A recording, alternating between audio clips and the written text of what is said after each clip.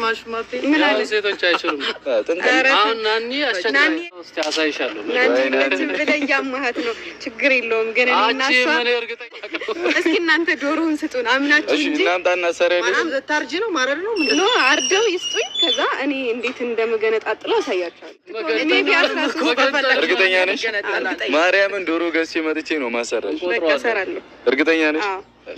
የዶሮ ወጥ ጉድ ስንቱን አላየ ነው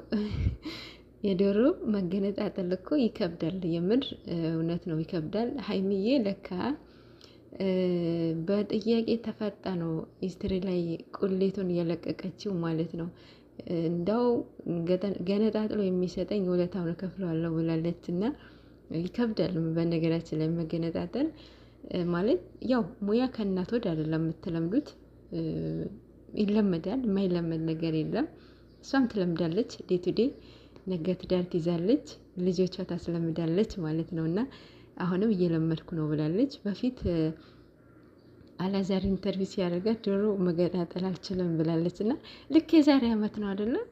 በስማም የዛሬ አመት ማለት ነው በጣም ጊዜው ሲሮጥ በጣም ነው የሚሮጠውና ጊዜውን ማለት ነው እና አሁን የሀገራችን እንደ በፊት አይደለም በፊት በጣም በቃ ዶሮ ተገዝቶ ተገነጣጥሎ ምናምን ነበር የሚሰራው አሁን ሬዲ ሆነ እየሸጠ ህዝቡን አስንፎታል ብዬ አስባለሁኝ ሬዲ ሆነ ነገር ነው የሚሸጠው ፍሪዝ ይገባል እንደ ውጪዎች ማለት ነው አይቻለሁ ብዙ ቦታ አይቻለሁና ይሄን በተለይ ሴቶችዬ እንደዚህ ገዝታችሁ አትጠቀሙ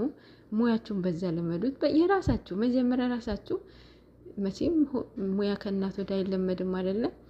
ልመዱበት ግን ይሄ ሬዲ የሆነ ምግብ አትግዙ አንደኛ ምንም የምን ዶሮ ይሆን የምን አይታወቅም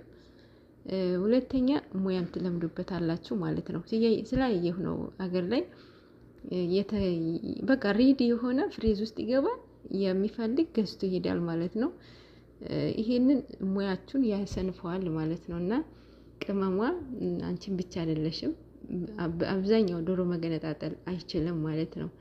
እናትሽ ያለሽ የማይቻል ነገር የለም ሙያ በእናት ወደ አይደለም የሚለመደው እና ነገ ትዳር ትይዣለሽ ምናምን አራቱ ልጆችሽን